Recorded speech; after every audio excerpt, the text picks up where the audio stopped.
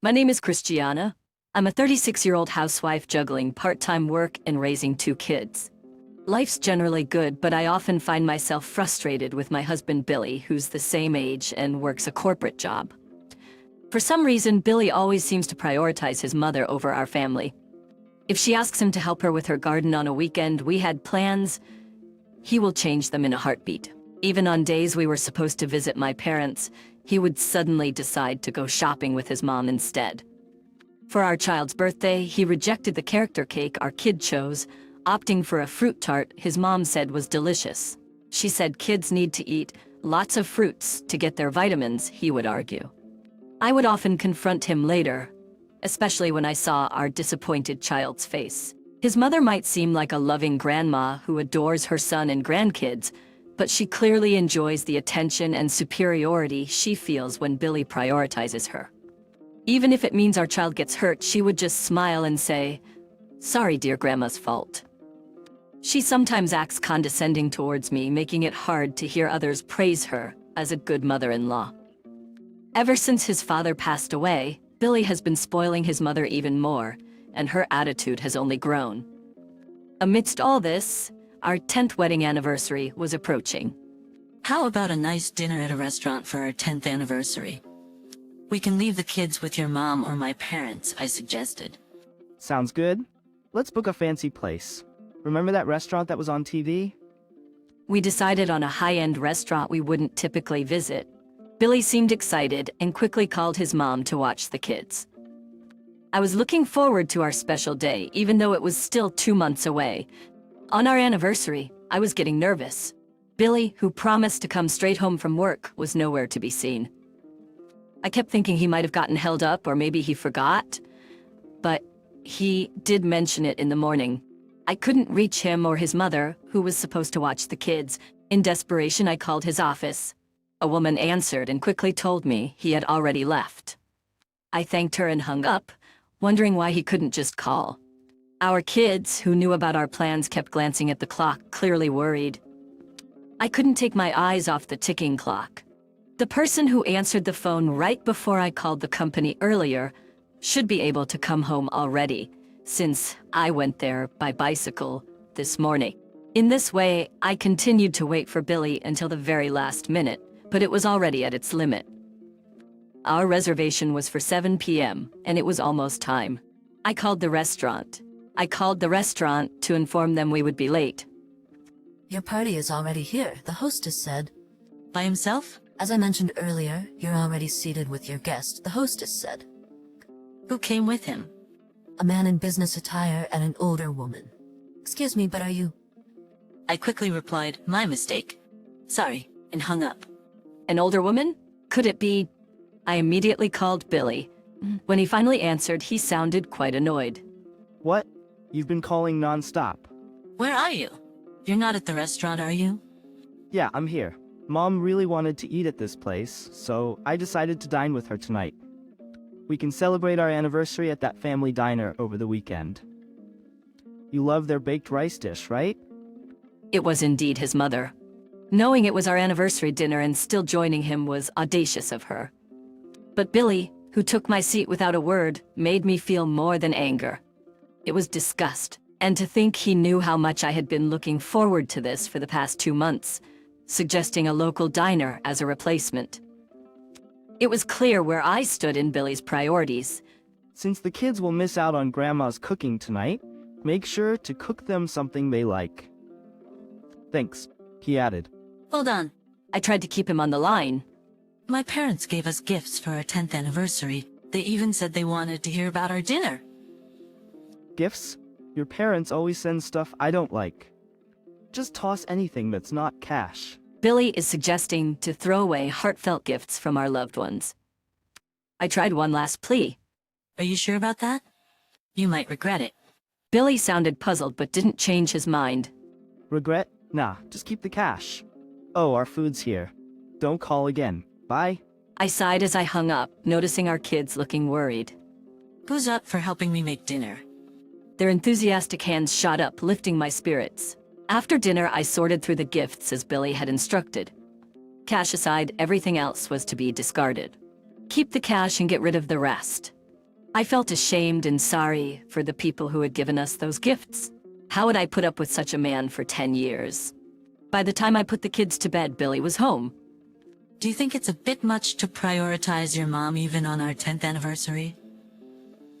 I was the one who suggested the dinner, and you knew how much I was looking forward to it. You could have dined with your mom any other day. Yeah. Don't be so dramatic. I told you I would take you to the family diner. I'll even pay half from my allowance. That's not the point. You dismissed everyone's gifts for our anniversary. Enough already. I have work tomorrow. Can we just go to bed? Go to bed, Billy didn't want to discuss it further. After a quick shower, he went straight to sleep. The next morning, I thought I would give it one last shot. About the anniversary gifts. Billy, with a clearly annoyed expression, ignored what I was saying and left the living room without a word. Without a word, he seemed to have gone to work. Still upset from the day before, I decided that I had done enough and given him plenty of chances after seeing his attitude. After sending the kids off to school, I received an urgent call from Billy within just 3 hours. I answered, thinking he called sooner than expected, and Billy started speaking in a panicked tone. Hey, who did you get that gift you mentioned yesterday from? Like I said, from my parents. We also got some from friends, your boss Cyrus, and even the president. What? You never mentioned. I did? I told you it was a gift from my parents. Parents? My father has been friends with Billy's boss and the president for years, and our family have always been close. The watch the president chose is so fancy, even I know about it, and the wine Cyrus brought looked delicious. But it doesn't matter now, right? You said to throw away anything that wasn't cash, so I did. What have you done? Do you even realize what you have done? Billy was furious, but I wondered on what grounds he was complaining. I tried to confirm with you if it was really okay, and I tried to talk to you when you came home, and again in the morning. You ignored me, Billy. Don't you have the blame? It's your fault for not listening. I hung up on him. Billy kept calling back, but I ignored all his calls. I might seem childish, but I couldn't contain my anger anymore. When Billy came home, I could hear his heavy footsteps from the entrance as he stormed into the living room. Enough is enough. Give me the gifts now. I told him I had thrown them in the morning trash, and they had already been collected. Billy, angrier than I had ever seen him, shoved me and stomped on the floor. Unbelievable. Can't you tell right from wrong? You knew it was our anniversary dinner, yet you went to a restaurant with your mother? And then telling me to throw away the gifts without even looking at them. I question your sanity. I confronted the yelling Billy. Throughout our heated argument, Billy kept insisting that I was the one in the wrong. You threw them away, so you apologized to them. I've already told everyone at work, so there's nothing we can do now. My anger exploded at Billy's selfish reasoning. Oh, really? Then I will be the one to apologize. Oh, really? Then I'd like to apologize directly. Can you ask them to come here? What? What are you?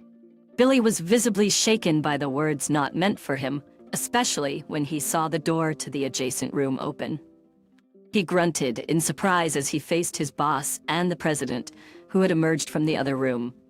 The two of them, having heard Billy's side of the story, found my actions quite out of character and had called to hear my side as well.